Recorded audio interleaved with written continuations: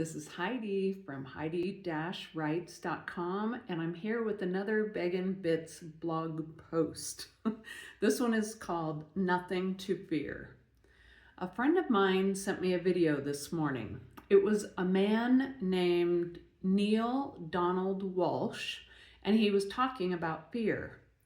Walsh says, fear is the thought that we're not going to be able to have something we think we need. A person who doesn't need anything doesn't fear anything. I can relate. When I forget to be grateful, fear creeps in. What if I won't have enough money for XYZ? What if I can't get XYZ done? What if that person decides they don't need me in their life? After worrying for a while, which is absolutely useless, by the way, I always seem to circle back around to a thought I've heard from several different people. I have everything I need. Sure, there are things I'd like to have, but deep down, I know I truly do have everything I need. Walsh asks the question, how do we get to fearlessness? He says we have to look at what it is we need right then.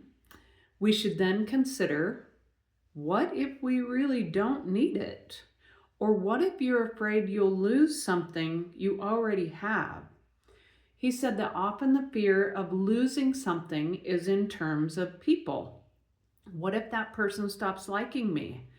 For me, the answer to that is, how badly do I actually need that person to like me anyway?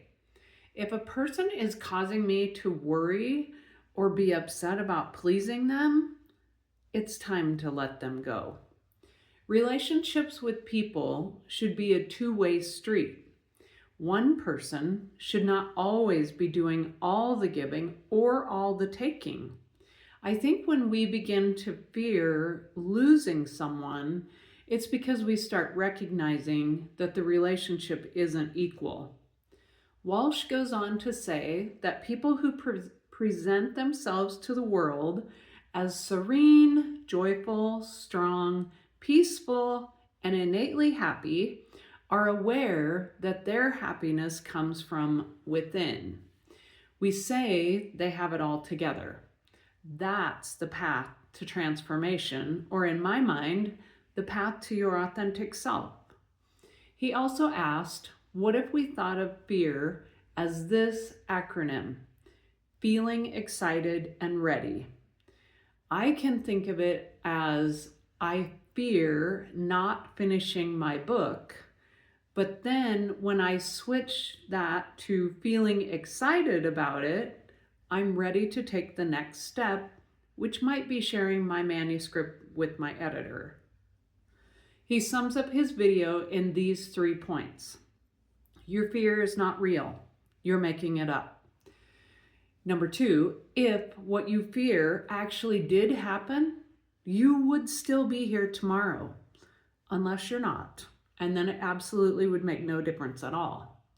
And number 3, if you can call your fears adventure, you'll bring in the energy that will heal the fear and bring in excitement.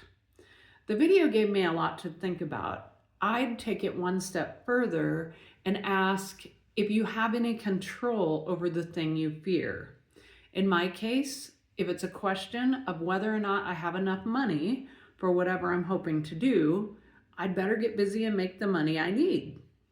If I'm worried about getting something done, again, I'd better figure out a schedule so that I absolutely will get that project or errand done or book written. So again, I have control over the situation. But in the case of worrying about a person not wanting me to be in their life, I don't have any control over that.